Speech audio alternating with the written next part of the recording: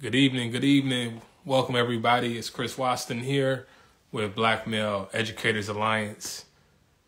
Happy to have you here. We're going to give everyone a few moments just to join us for tonight's IG Live discussion. We have my co-host Mike joining in just a second. I want to say welcome to everybody. Thanks for tapping in. Thanks for following and supporting Black Male Educators Alliance. We definitely see you and we appreciate you. And we're looking forward to having a fire conversation tonight. Shout out to everyone joining in. I see y'all. We have a good conversation tonight. How everybody doing? Let us know in the comments. Appreciate those hearts. Yeah, we're going to get it in tonight. We have a dynamic educator, Miss Silver Moore, will be joining us. If you haven't met Silver before, got a chance to interact with her, you in for a treat. She is unapologetically for Black kids and a dynamic educator and leader. Also an entrepreneur, so I'm excited about the conversation. So how's everybody? Look at me. How's everybody doing? Let us know in the comments. We got Mr. E in the building. Who else? Bobby, it looks like. My man Mike is here. Miss Sullivan is here. For some years now doing this work. Let me see. I'm trying to get Mike on here. There we go. What's up, Chris? How you, Mike, man? how you doing? I'm good, brother. I'm good, man. It's crazy to think today, Thursday. Yeah, man. Thursday evening, and then we got Friday, and the month is almost over. So, you know, it's been going, man. But how are you, man? Let people know how you doing. Complain. It's supposedly spring break for somebody, but we've been working, so I've been good, man. I can't complain. How you feeling? All right. Yeah. Man, I'm good, bro. You know, like you said, spring break. My wife had the great idea to do like some redecorating. She wanted to do all kids' bedrooms. So it's been a lot of Amazon boxes getting delivered. Man, I was trying to put together an IKEA dresser, leaned on it, broke during the construction process. I've been going through it, man. You know, been on spring break with me. You're dad of the year, man. That's right. Or husband of the year, one or the other. Right. Yeah. Man, I've been working on this math program we're gonna roll out soon. So just been diving deep into some research and all that. That's been most of my week, man. I'm not gonna lie, man. Watching some of this basketball too, and so I'm just getting excited to get closer to playoffs. Yeah. You know, speaking of sports, you know, my Lions, we're not playing no games. I hope the league is on notice. We locked and loaded. You know, we don't need Lamar Jackson. That's my man, but we locked and loaded over here. So, you know, I'm up here plotting on, can I afford season tickets? Can I pull that off by the time the season gets here, man, just to be in the building? Because, you know, my guys. What's up, man? I'm happy for y'all. I'm happy for the Lions, man. I think y'all have a winning season. I hope that, tailgates are live. I've been going to some of those Lions tailgates, so they've been really fun. So I ain't mad at the Lions doing well at all. Man, you got to, like, I heard you say y'all. You been in Detroit for a while now. It's a we. We need all the energy. We. Come on, man. You part of the game. Nice. This is enough blue for as much you gonna get out of me for the Lions. All right. We'll take that. So I do see, I think our guest is on here, Ms. Silver Moore. Silver, you can request to join us. But Mike, just before we, bring her on, Mr. E heard that. He was like, bro. You all on the team, and then next thing you talk about it all when you refer to the line. Yeah, come on, man. We come on now. I just got out here saying, Mike, my man, we've been rocking for 10 years. Funny story. I was in Atlanta, like in the 90s for a family reunion, and I met some of the Lions at like a hotel. They was there for a Falcons game. That was the first professional football players I ever met, man. So Lions I ain't got no beef with the Lions, man. Love them, man. Let's go. All right. That's cool. All right. So listen, before we bring Silver on, maybe just let us know. She said, how do you do that? Let me see. How do you do it, Mike? How do you request to join? Send request. It should be like a little button down there. Yeah. But I'm going to actually. It should be like a button. Maybe X out and come back in. So if you don't see it. Yeah, it'd be like a button that says like request to join the live. But Mike, let us know what's going on with BMEA. I know we got a lot of exciting things going on. Talk to the people. Let them know what's going on before you. So we've been doing, like you said, a ton of work. We still got the mentoring program going on in our schools, J. Clark and DAA and East English Village. So that's been great. Looking to expand. Shout out Bush, our director of mentoring. We still doing our school partnerships at Pace Academy, at Bradford Academy. We just recently did a reading for the elementary kids at Bradford. So some of the guys went over there and read some of the classes. That was really dope. We were at the EdLock conference convening in Las Vegas not too long ago, just meeting with some like-minded organizations and some foundations, really just putting our brains together to kind of continue to move education forward. We have our teacher wellness PLC coming up soon, as well as the continuation of our principal wellness PLC. Both really dope programs. In the state of education right now, it's really important that we're supporting our teachers and helping them maintain their wellness so they can stay in the classroom, and that they can also just create this restorative culture for themselves and for their school environment. So it's been really dope doing that work there. We had some exciting news. Dr. Lewis has been able to partner with a school in New York City, so BMEA is growing more and more. He got some other stuff coming down the pipeline that we'll announce when the time is right. Yeah. Come on, Mike, don't give away all. Come on, Mike. I just let them know. We're moving, we're grooving, and continue to work. And so, really exciting stuff, definitely. Man. Really exciting stuff, and we'll be at the AERA conference, Educational Research Conference. And I think she good? We do have Silver on too. We do got Silver. Yeah. So let me bring Silver on. I don't want her to get lost.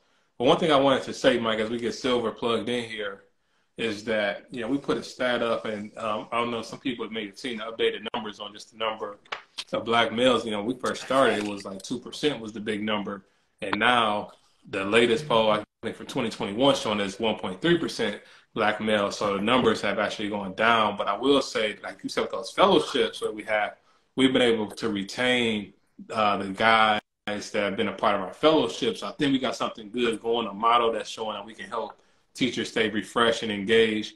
But enough of me talking about that right now. We finally got the woman of the hour on with Silver Moore. How you doing? Good. Silver, I miss you. I don't get to see you no more. I know. But I got the spring break. I know y'all said some people got the spring break. At least I was still able to enjoy that. Yeah, good for you. Good for you. So for the people who don't know you and don't know why we were so excited to have you on, can you tell me a little bit about yourself? Yeah, so my name is Silver. I am an educator, a Detroiter, a lifelong Detroiter, West Side, 7 Mile to be exact.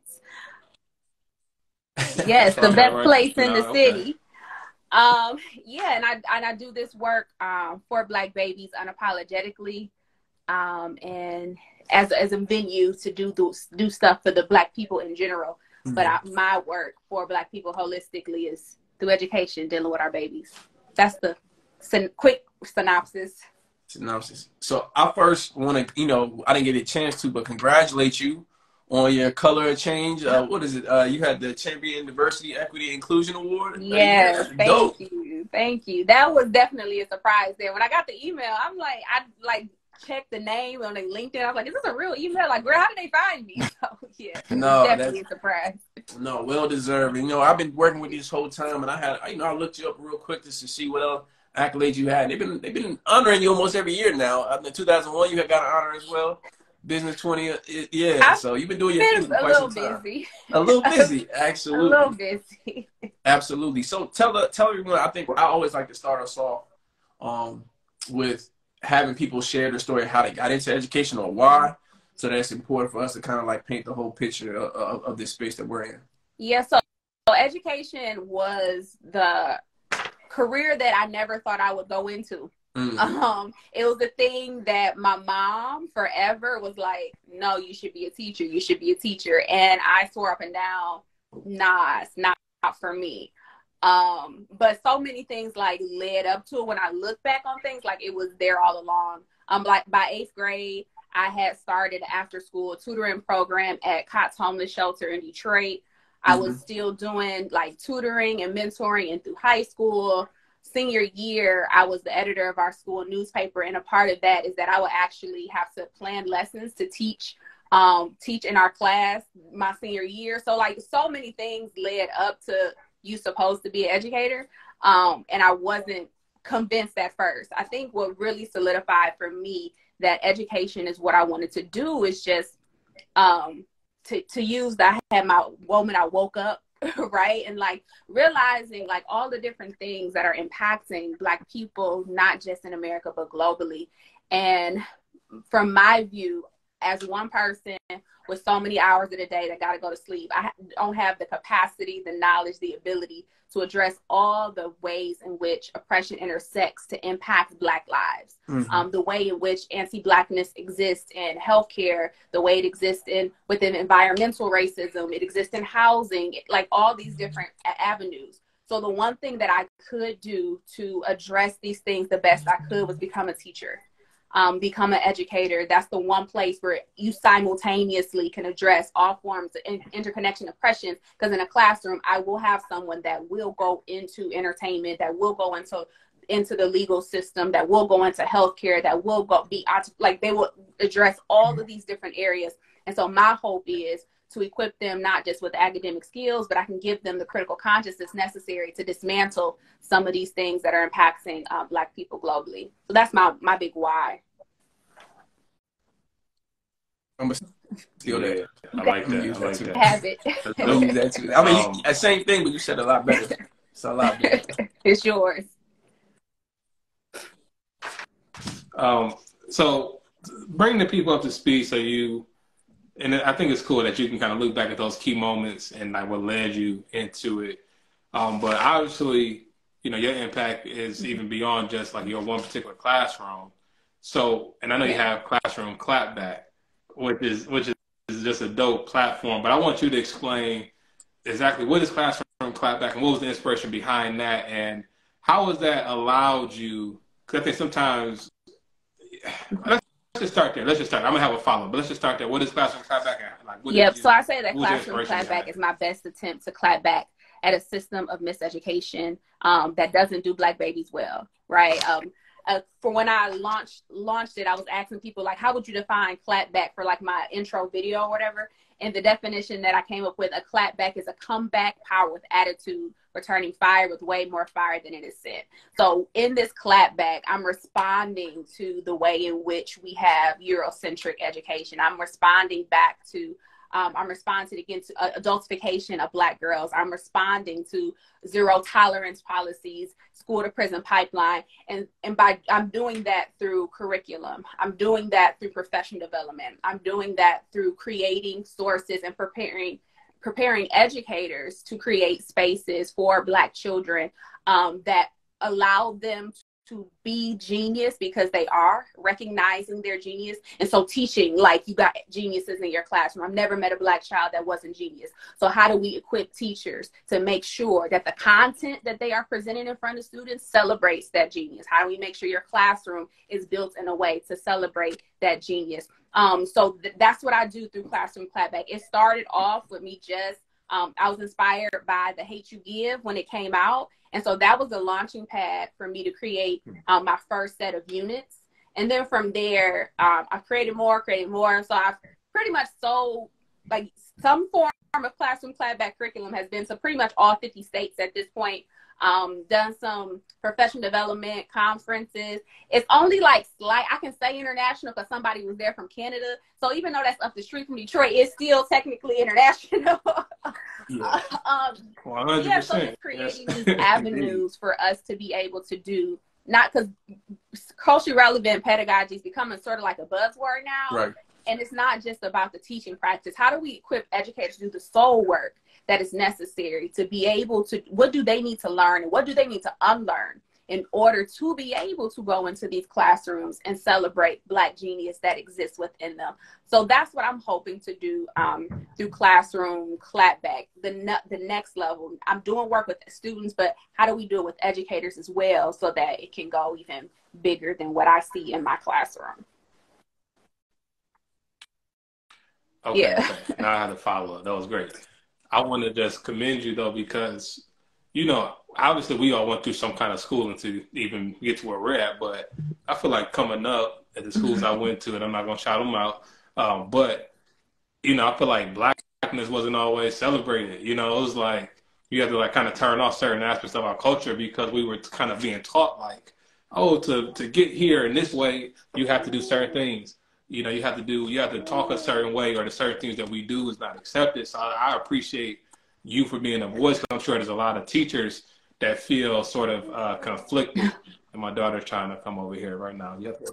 But I'm sure there's a lot of teachers that kind of feel conflicted, and they don't know, like, how do they, you know, I think people think that they can't be authentically themselves, that the kids be themselves, but still being rigorous or still being at a level that's helping you know, students succeed and get what they need to be successful in life. So I just think that's dope, and I want to shout you out for that. But what's been some of those, like, what's been some of the responses from the teachers that maybe have used your materials in their classroom, or they've gotten some training from you? Like, what's that response? What is that like for you? One of the best like comments that I got after someone, I don't remember what they purchased, but someone saying like, I think I learned just as much from this as my students. And like, that was big for me because I'm the teacher that always loved lesson planning. I know a lot of teachers are not fans of it. I loved it, but I love that it gave me opportunities to learn as I was doing that process. So I appreciated that teachers were even commenting like, I learned from this. A lot of conversation about levels of engagement. I recently did when Black Panther 2, Wakanda Forever came out. I'm like, I'm going to do something around that. So I created a professional development, and then we went to go see the movie. And after that, they were like, you know, I cried. I'm like, I didn't know it was saying all of that you cried. Like, just that they felt seen as Black girls, to be older Black girls teaching younger Black girls. Now, it ain't all been positive feedback, right? Like, I definitely didn't got trolled once or twice.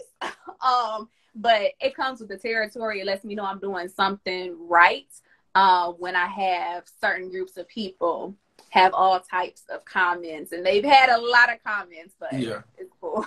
No, I was going to say, like, you brought up some really good points just about, like, being our Black children, specifically being able to be themselves in the classroom, and then teachers being able to be themselves. And then also just the idea of culture, right? And somebody told me once, like, we learn through culture. And I think that what you're doing and what you have been doing is just what is needed more, especially in Black schools, where our kids are able to, like, be themselves and then also learn through their culture the skills that you want them to learn. I think that, like, and to your point about the teaching, and what I had to learn too was, like, there were so many things that I had to unlearn in order for me to be the right type of teacher, right? Because I grew up in this system that was biased and that was traditional. And even though I succeeded in spite of, but I still held a lot of those, like, ideologies, and to be able to switch was to unlearn and then relearn so many new things. So, like, what is your advice for, I know it's a different question, what is your advice for teachers who may be, especially maybe our white teachers in Black schools, who may be really just struggling with, like, what do I need to learn in order to really be able to, like, internalize these lessons? Does that make sense? Yeah. I think acknowledging the fact that learning and unlearning, there's nothing wrong with it, right? It's not an indictment on you. It's not that you're a bad person. Every single one of us, regardless of you, Black or white, we have learning and unlearning to do by the very fact that we live in a white supremacist society. At some point in time, if you are not conscious about fighting against anti-Blackness, something that's gonna get on you. We all have to be fighting against the anti-Blackness that is all thrown in our face. So recognize that, yes, I do have learning to do. Yes, I have unlearning to do, first and foremost, and that is not an indictment against me by acknowledging the fact that it is a process that I must take, right? And then ask the questions, read the books, be quiet and listen. Not talking is the best way to learn and to grow, and to recognize the students in your classroom. Like I said, they are geniuses. They know themselves way better than you do, right? Like, they know what makes them genius way before you do. Before they meet you, they already have histories. They already have things that they love. They already have people that love them. They are experts in their lives, and they have people that are experts in their lives before they even met you. So talk to them, right? Recognize that students are text in and of themselves. Read them and read them often, right? Annotate them figuratively, right? Annotate the text that is your students and allow them to teach you and allow them to direct you. I've had students suggest to me, like, hey, this is what we want to learn about. I talked about this with my dad. Can we learn about this and write a paper on it? Sure, right? And go out of your way to get the books, go to the conferences, look at the documentaries, have conversations, have a good teacher friend group. And not everybody could be my teacher friend. It's just not happening over here, right? Like, watch your teacher friends, get you some good teacher friends that are going to help to build you and develop you and challenge you when you are wrong, and just go on the journey, one foot in front of the other, but know that you're going to forever go on the journey. It's 10 years for me. I'm going to still be going on this journey for the next 10 plus, right? We would never have arrived at this work when we got it.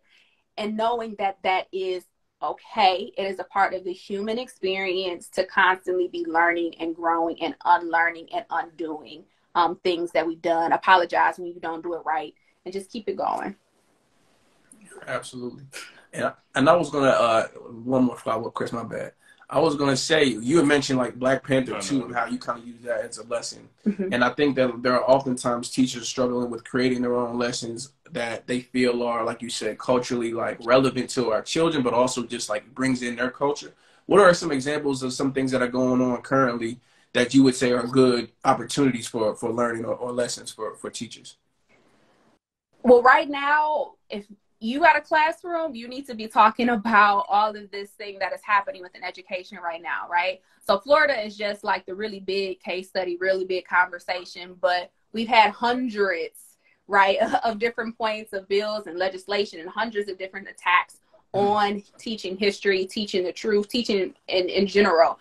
That should be a conversation in our classrooms, because if anything is going to happen, it's not going to be just because teachers did a protest, right? It's not going to be just because parents did something. It is going to be because our students are the ones that got involved. It is our students that spoke up in any social movement, whether we look at the Children's March or the Civil Rights Movement, or we look at the student protests in Soweto, South Africa, right? Like, it has always been the young people that have led every revolution, that young people have led all social change, that young people have dealt with the ills of this world, right? So if anything is going to stop or shift, or what we're seeing taking place in the climate of education right now, it is going to start with our students. So how are we creating spaces in our classroom that have them deal with these things, and regardless of content, right? Because this isn't anything new.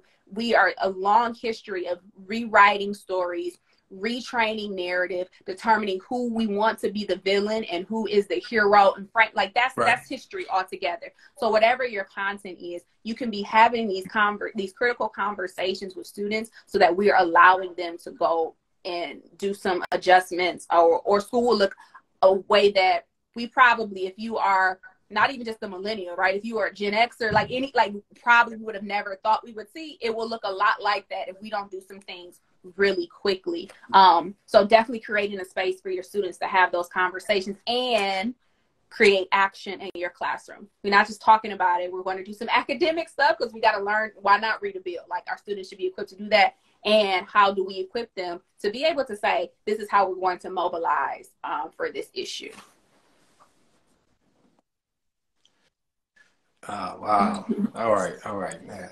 You know, I'm looking at my answers, my questions, trying to think, okay, where I want to hit. But I'm going to say this, because, you know, it's Women's History Month, Now, my wife and my daughter were up there watching. I think she saw you, my daughter. I think that's why she wanted to come and just sit next to me. I really do. Because I'm like, I'm down here working. What are you doing? But, I think she may be inspired. And that's why I wanted to just kind of shift this to you. Like, who are some Black women maybe that inspired you to go into education?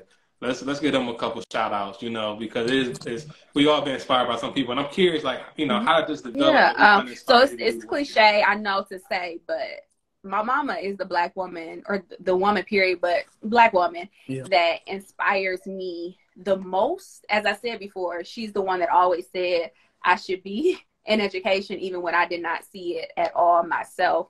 And so even when I was right there starting that, after that homework program at a homeless shelter, she had to take me because I was in 8th grade, right? And so she decided she was going to be helping parents do GED training during those same nights. My mom, her whole heart is Detroit. Her whole heart is our community. And she inspires people to level up in the way in which they give, level up in the service and the care that they have for our community, level up in the excellence. Like, we're not just doing stuff as a check in the box because our people deserve big stuff. So I always joke that, like, any given day I could come home and mom and be like, I think that we should just get like a whole bunch of helicopters because our community needs that. They deserve that. Let's just get some helicopters and do helicopter rides. Like, that's the way my mom thinks. And she has you ready to go, like, yeah, like your possibilities are endless with her, but it's not endless for self. It's endless because Ubuntu. I am because you are, and doing things for others. So she's absolutely inspiration to me. I think another like woke up moment for me that shifted my life was reading Assata Shakur's autobiography. I think it might have been just because I read it at a time that a whole lot was going on in my life already. But after I read it, it really was more like I'm about to get involved for my people at another level. And that other level for me was education. So those are like a real life touch point and then like a distance kind of touch point of inspiration. No, that's dope. And it's go ahead, Chris. Hold on. Yeah, for sure. Can I do a follow up real quick? Yeah, come on, man. You get your follow, get my follow. I just want to say this real quick. I just want to say this. 2 things. Silver, we're gonna have you on some other stuff when we're doing. So we just gotta have you. It's just your whole energy. I've been around a couple of times with BMEA at this point, so it's like we basically like family at this point. I know. Oh, exactly. No, for real. And I really feel that way too. And I was gonna say, just for the people in the comments, we get a lot of love. If you have a question, feel free to put it in the chat. We're gonna try to read off a couple of questions to Silver. No, yeah. Go ahead, Mike. Oh, you a shirt too, Silver, because you've been on. You're a friend of the show by this time, so I'm gonna drop you off one.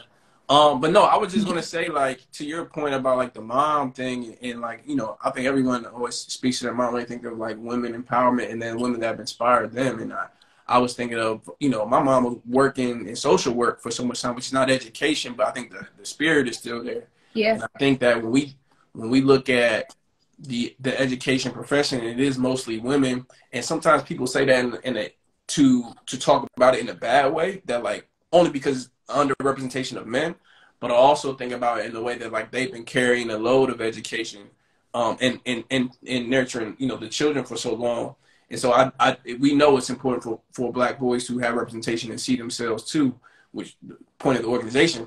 But I also want to say that like we've been inspired, and looking back now, like, damn, so many women have inspired me along the way. I think before I got into education, like similar to your story, I wasn't thinking about education at all. I was like, you know what, I'll retire and I'll give back. You know what I mean? I'm gonna make my money first and all this stuff. But then I was put in all these places where I was working at the Y, I was working at the Boys and Girls Club. I worked at this social program for young boys who and everywhere I went, there was like a woman empowered that I had learned so much from. And I just, to your point, just now that you mentioned it, I'm like, yeah, like there are so many key people in this community that are doing work that go unnoticed, that aren't big names like Assata Shakur, like respect to her, but do so much work that are important to the history of our people, man. So just shout out to all those people as well, moms included. For sure, absolutely. So you mentioned Assata Shakur's biography. Any other books that you would recommend? Like, what else that was something we had on here. Any other books in particular, maybe by Black women that inspired? I hold Their Eyes Are Watching God really close. In particular because there is a scene in the book and when Janie, the main character, is talking about a conversation she had with her grandmother, Nanny, in which her grandmother talks about or says about how Black women are used as the mule of the world. And that stuck with me. And so in my life, I'm fighting back on being the mule of the world. And I tell myself, don't let them make you mule. Don't let them make you mammy.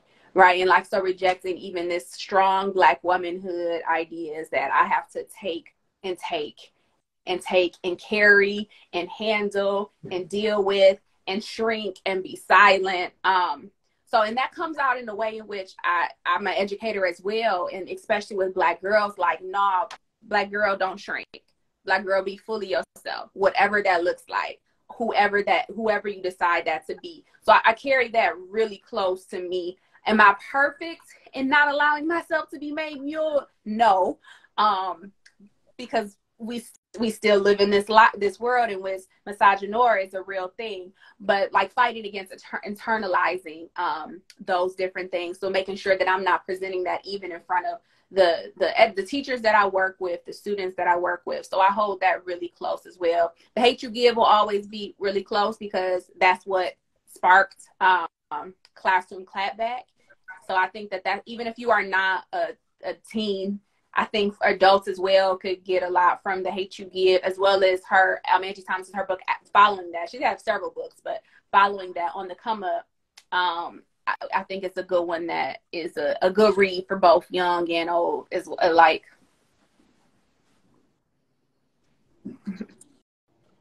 Cool. So, yeah. Well, we do have a question. I want to honor the question from Sunshine Flowers, Ms. Sullivan.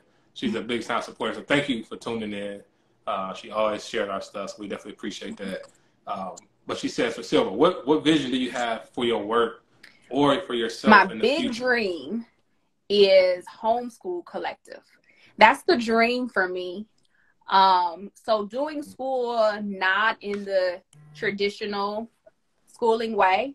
So getting a group of people together and learning that is tangible. Not just like classroom, but like world schooling, as some call it, unschooling, as some call it, right? Like that's the big dream, to kind of step out of a brick and mortar school and create education spaces one day. Why? Say why. So I think what's behind just that? The experience of learning feels. Well, one, we know we got issues up in schools in a lot of different ways, right? Like, so escaping all of those different issues, but it allows you to create more individual experiences because we're not looking at 500 to 1,000, 2,000 students. We're looking at those that are in the group. So you can just do things that you just can't do there. Do in a classroom space. And even in our best attempts to train educators to be pro-Black, we still got a ways to go. So the best way to be pro-Black is for me and my other pro-Black folks to come together with our children and to do that, create the learning and be in community with each other and create those spaces. So that is the long-term vision and goal. And this my mama, she just popped in here. I live in a house that we use as a community center, and she was feeding people today.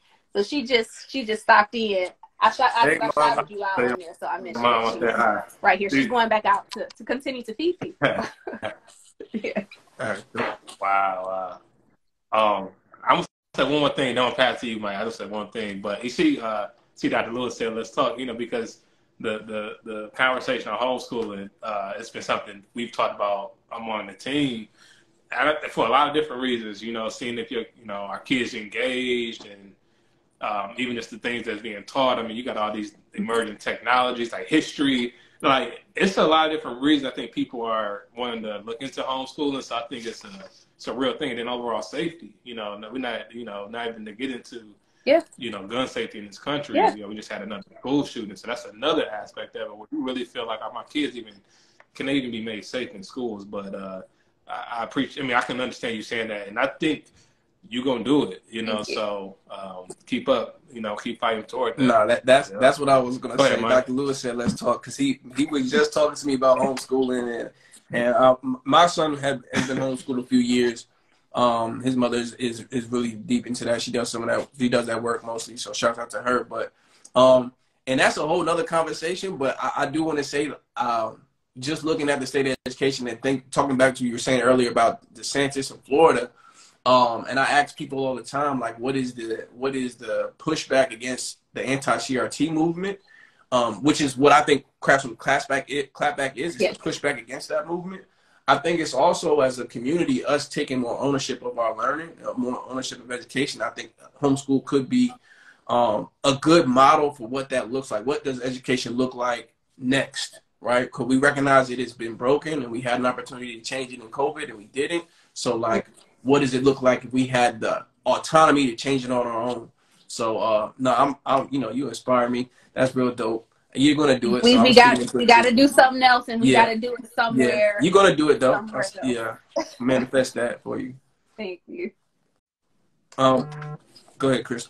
So I was gonna say, so like, I know everyone out here probably already followed you. If you haven't already followed Silver, please give her a follow. If you got here through Silver's page, please give us a follow. But Silver, let the people know where can they get more information about the Classroom Clapback or you, if they want to connect, get some resources.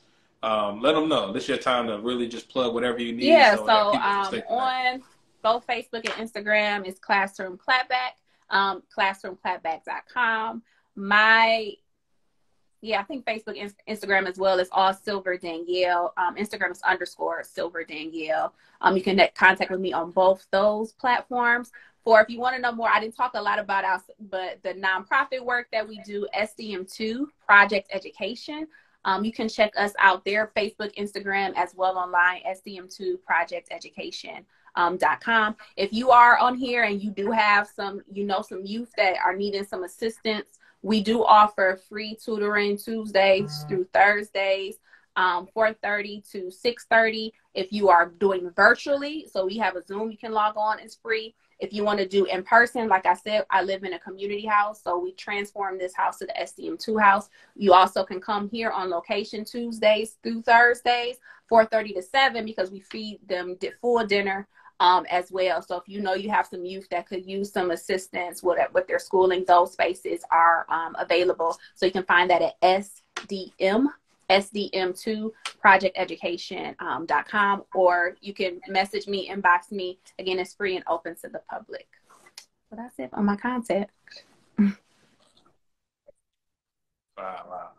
I need to make sure if you have a flyer or anything, get that to me. We'll get that posted, even for people who are not on here live. So I want to definitely get the word out, support. I didn't even know you were doing all that. That's crazy. Pretty big. As I said, they was feeding people out there.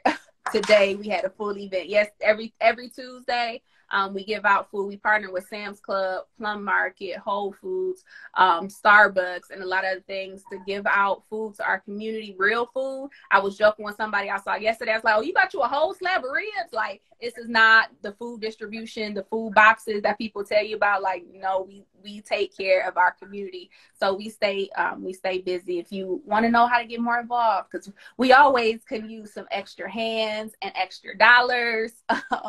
Please let me know. Hey, cool. Well, we want to thank you for joining us. Once again, thank you for joining us, being a friend of the show. I'm going to try to run into you soon so I can bring you that shirt. As always, I hope you have a good rest of your spring break. Appreciate you taking this time out on your break. And thanks for having me. Absolutely. We'll see you again soon. I'll see y'all later. Bye. All right, bye-bye.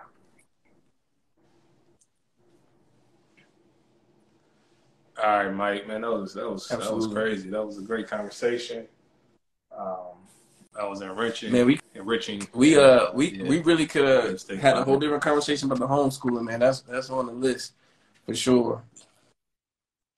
Nah, hey, I mean, I think that's the topic. Like maybe we need to do like a full episode featuring, homeschool educators as well as families considering it. Yeah, got my man Kellum in the building. What's up, man? And ASCJ, I can't see who the name is, but she's tapped in the whole time. Criswell, Sid. I mean, there's a lot of people joining in. We appreciate all the support today. It's been a great conversation. And Kurt, he was jumped on. Hey, I knew as soon as she started talking about that, I already knew. Because we literally just are kind of having that conversation. So, yeah, I mean, I think people waking up, people kind of realizing some things need to change. And, you know, it's making us all kind of rethink. Yeah. Rethink. So, Mike, let us know the next podcast. Yeah, we're back 2 weeks. I think it's 2 weeks. It might not be 2. It might be next week. The April 6th. We're on with Juwan Howard. Yeah, he works at the city of Detroit. He's doing some great work with the debate team, molded debate team. He's also an author, but we're going to talk a little bit about just his work for the city, education, and politics. It's going to be a great conversation. All right, cool. And that's not the tall Juwan. Oh, yes, this is another brother doing some great work in the city. And so excited for that conversation for sure. Cool, man. Well, listen, bro, it's been a pleasure as always. 7:38. Appreciate everyone tapping in with us today. Had a great engagement. We appreciate it. I was looking for Christian. I seen him on here, but you know, we try to get you on next time, brother, with the guest. I didn't forget about that. He was on for a second, but I thought I was gonna see him request to join us. But I want to thank everyone for joining us. As always, if you're not following us already, follow us, Black Male Educators Alliance.